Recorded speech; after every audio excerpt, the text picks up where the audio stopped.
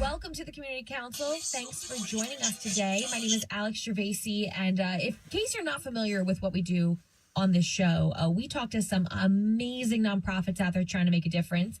Very excited about our first guest today, all crammed into this tiny studio. How about you introduce yourself to our listeners? My name is Debra Fine, and I'm the CEO of I Have a Dream Foundation Los Angeles. And I've been in the position about 3 years. How about you? My name is Henry Ward, and I actually work at Loyola Marymount University. I'm the Director of Intercultural Affairs there, but I was also project coordinator for the I Have a Dream Foundation 30 years ago. Wow. So what brings you, obviously I would assume it's the I Have a Dream Foundation that brings you here today, but why specifically? Well, this is the 30th anniversary, and when I think of the I Have a Dream Foundation, it was just one of the most wonderful opportunities I think provided for young people 30 years ago. It was a comprehensive approach. It wasn't just people giving money to a group of students. It was people investing in students and in families in the community. And anytime I get an opportunity to work with the I Have a Dream Foundation, I jump at that opportunity. So what is the I Have a Dream Foundation? What the I Have a Dream Foundation Los Angeles does, and we're in many cities, but we take and we sponsor an entire grade level of at-risk youth in neighborhoods and communities that really need the help. We sponsor these kids in third grade. We put in our program coordinators who do everything from tutoring, mentoring, field trips, and even from third grade up, they're going to college campuses. So already, when they're fourth or fifth graders, they wear buttons saying, "I'm going to college." I love that. And most of our program coordinators stay on for the entire 10 years, and then we give them a scholarship of $8,000 to get into college. Wow. So how did both of you get involved with the I Have a Dream Foundation? Actually, I had seen Eugene Lang, that 60-minute presentation when he did it, and I was like, wow, that's great. Having no idea that they were thinking about starting a foundation here in LA.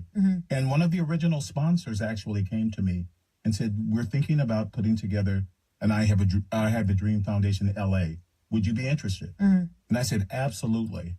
And I would say about a month later, I was chosen to be one of the original project coordinators. That's amazing. How about you? When I was called about I Have a Dream, it was the perfect match for me with my combination of education, entertainment, running companies. And I saw that they were really making a difference. So again, what I've seen is time and time again, they move forward because they know there's hope.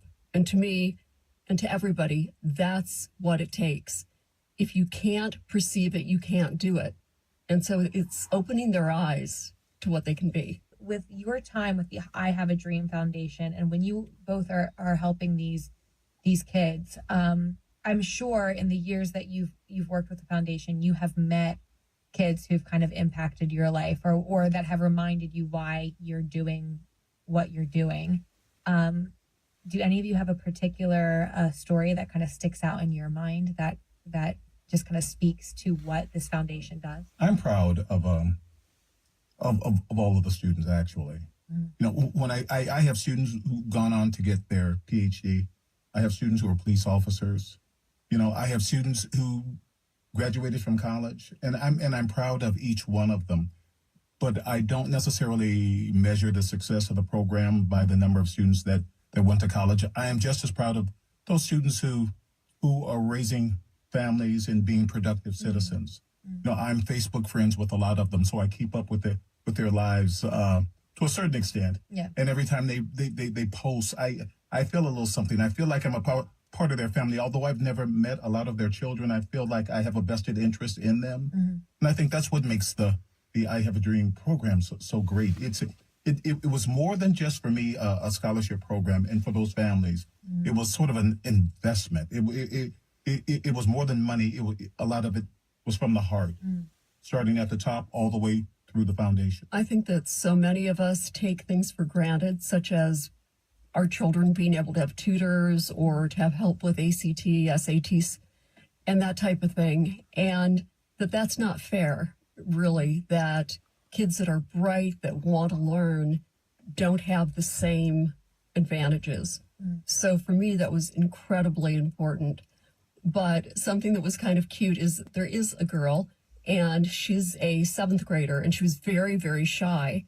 And she ended up going up to the top of her class. And when I last visited the classroom, she came up and she said, okay, I know you write, so I want to be a journalism major and I'm writing for the newspaper. Should I do something on why females should be superheroes, or should it be on, education and that women should get the same education as men?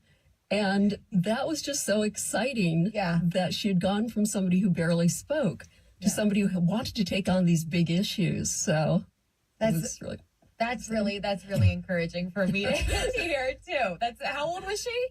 She's 15 now. She's 15. Okay, well, I wasn't writing essays like that when I was 15, so that's pretty amazing to hear. You already did touch on this, but I wanted to ask more in depth about the programs that the I Have a Dream Foundation really offers. And what are the age groups really? Like, when can kids get involved with this? We sponsor classes starting in the 3rd grade. Mm-hmm.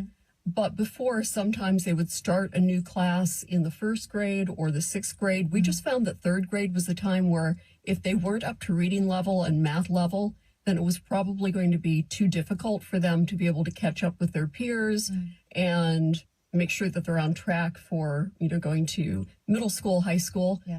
So that's why we take on about 80 students and take on the entire class. And I think that's unusual that we don't cherry pick. If there are any issues, they're still dreamers. They're still part of our group. Yeah. And that we are there for them every step of the way, whether it's for emotional support. We have MSWs, so mental health, tutoring. We pair them up with a mentor. We're there every step of the way. And what I found is the strongest point is that we connect with the families. And the families have to be on board if the kids are going to make it. They really do. Why do you stress that? Why is that so important, do you think? Because if the families don't also instill the same values of, yes, you can do it. Yes, you can go to college. We've had so many of the parents actually get their GED or go to college because of what they're seeing their kids accomplish. Amazing.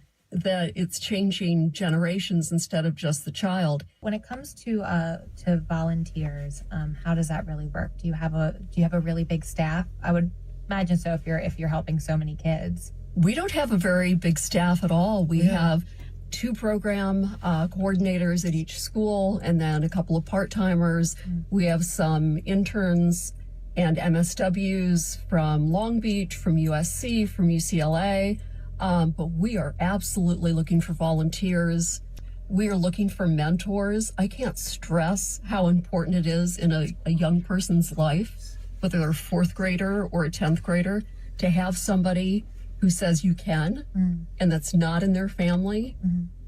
So we're looking for all of that every day. So how could, if someone's listening right now and this is something that interests them and something they would want to get involved in, where could they go? What is the website for that?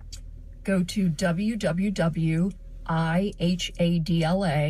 so I have a dream, LA.org, and just sign up to be a volunteer or mentor, and we will absolutely get back to you. Do you have any events or anything coming up in the next few weeks or few months? We have our 30th anniversary gala coming up next week, as a matter of fact. Tell me a little bit about that. It's very exciting. So we're going to be honoring Susan Rovner, who's at Warner Brothers, Marcia Clark. I think many people know who Marcia Clark is. Jamila Harris, who's at ABC. And they're all big proponents of education. And the people who are presenting to them are also incredible. So we're going to have everybody from Henry Ward, one of our very first, actually our first program coordinator 30 years ago, is going to be there. Henry's Dreamers. It's just going to be incredible to see all of these kids now that are adults and they're deans at colleges like Henry is. And to see that being a dreamer is a lifelong kind of badge of honor, I guess. What will that be like for you then to get up there and speak? I'm nervous just thinking about it. You know, to be perfectly honest, but I can't wait to see the dreamers. I can't wait to see the new dreamers. I can't wait to just celebrate 30 years of this great organization. And I say that from the bottom of my heart. You know, like I say, this is an organization that came into being with not only just giving money, but really giving their hearts. The sponsors didn't just say, here's the money and, you know, good luck, you're gonna, you know, we'll pay for college. But they were there. They went on home visits. They went on the enrichment projects. We did social and academic enrichments. They were there doing the tutoring. So it was a very unique sort of engagement. And so I can't wait to see the sponsors. I can't wait to see the dreamers. And I just can't wait to be around my I Have a Dream family again. Well, I'm very excited for you guys. I'm very happy that you took the time out of your busy schedule to come in and kind of share your story and what you guys do on a daily basis with us. One more time before you guys go, I do want to know what the website was, if there's a phone number, social media, all of that, so our listeners can get in touch with you. So you can reach us at www.ihadla.org. And from there, we have Facebook, we have Twitter. You can call us. Our numbers are on there. Well, thank you both for coming on the show with me today. It was really a pleasure. It's our pleasure. Thank you. If you would like information on guests that appeared on the Community Council, go to KIISFM.com, keyword council.